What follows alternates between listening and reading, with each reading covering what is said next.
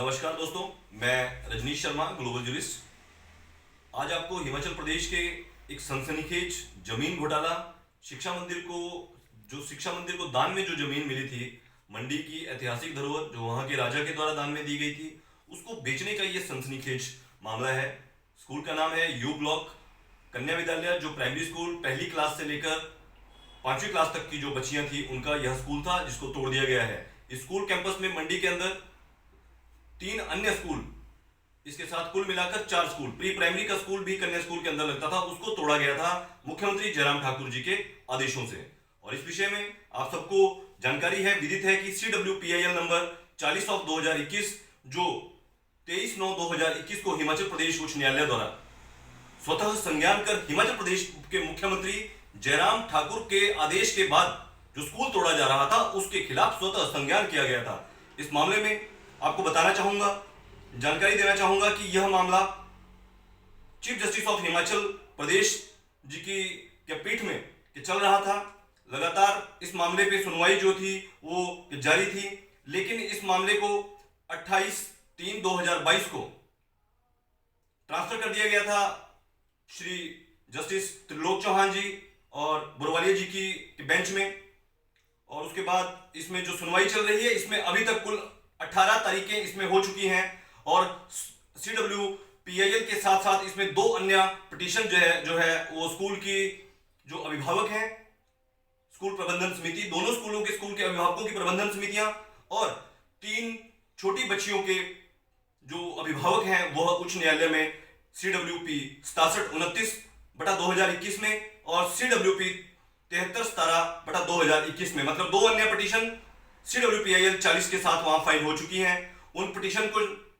Petition में जो कन्याओं की जो पिटीशन थी वो कन्याएं सर्वोच्च न्यायालय में उन्होंने अपनी याचिका जो है दायर की थी नवंबर महीने में। और इसमें हैरानी भरी एक और बात इस मामले में है कि नवंबर महीने में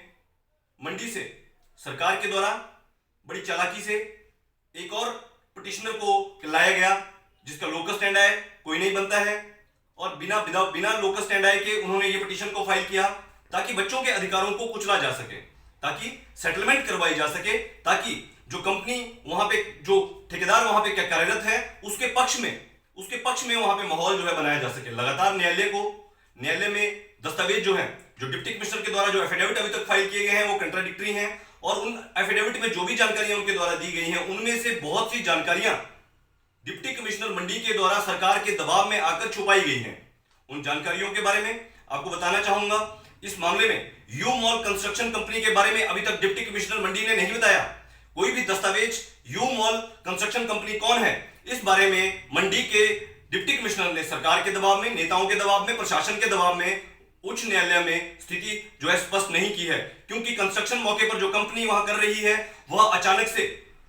उच्च न्यायालय के स्वतः संज्ञान होने के बाद फटाफट से दस्तावेज बदले गए हैं, बहुत से दस्तावेज नए बनाए गए हैं। उन्हीं दस्तावेजों के तहत एक नई कंपनी को वहां पे क्या कार्य जो है वो दिया गया है, और अब यह कार्य यू मॉल जिस कंपनी को दिया गया है उस यू मॉल कंपनी का नाम तक भी उच्च न्यायालय में नहीं बताया गया है। इसके साथ आपको बताना चाहूंगा, माननीय उच्च न्यायालय ने बच्चों के प्रति बहुत चिंता जो है वो जाहिर की है। इसी चिंता के चलते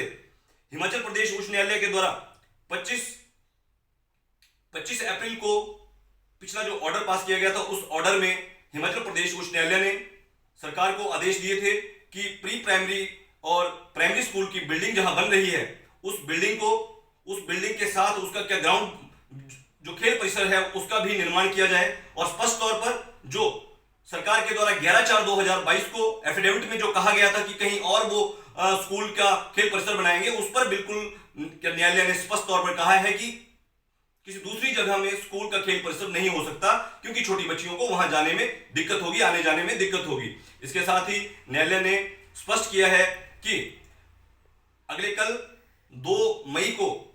हिमाचल प्रदेश सरकार संबंधित विभागों से और जो उच्च न्यायालय में जो अधिवक्ता हैं वो अपने विभागों से जो है वो स्वीकृतियां या न्यायालय में प्रपोजल अपनी जो है लेकर आए। कल देखने वाली बात रहेगी कि कितनी प्रपोजल, 5.5 बीघा जमीन जो उन्होंने सरकार ने जो हड़पी है बड़ी चालाकी से, उसमें किस तरह का खेल परिसर बनाने का प्रपोजल जो है वो सरकार के अधिकारी देते हैं। इस मामले में बताना चाहूंगा, अभी तक किसी भी तकनीकी कमेटी का कोई गठन नहीं किया गया है, जबकि तकनीकी कमेटी के बिना बच्चों को खेल खेलों के लिए फिजिकल एजुकेशन के जो पीएचडी होल्डर हैं या फिजिकल एजुकेशन के साथ साथ स्पोर्ट्स डिपार्टमेंट के तकनीकी अधिकारियों की सहायता लेना बहुत जरूरी है। इसमें बच्चों की मांग है कि बच्चों के लिए बैडमिंटन, स्केटिंग के अलावा इंडोर स्टेडियम का निर्माण किया जाए, क्योंकि ये जमीन जो है ये बच्चों की जमीन थी, शिक्षा के नाम यह जमीन थी, इसका ट्रांसफर नहीं हो सकता था। मुद्दा यह है कि किस प्रकार सरकार ने डॉक्यूमेंट्री मैंडेटरी कॉम्प्लायंसेस और स्टैट्यूट्स की वायलेशन की है, और उस वायलेशन के तहत जब वो वायलेशन कर रही थी तो बच्चों के एप्लीकेशन पे हिमाचल प्रदेश उच्च न्यायालय ने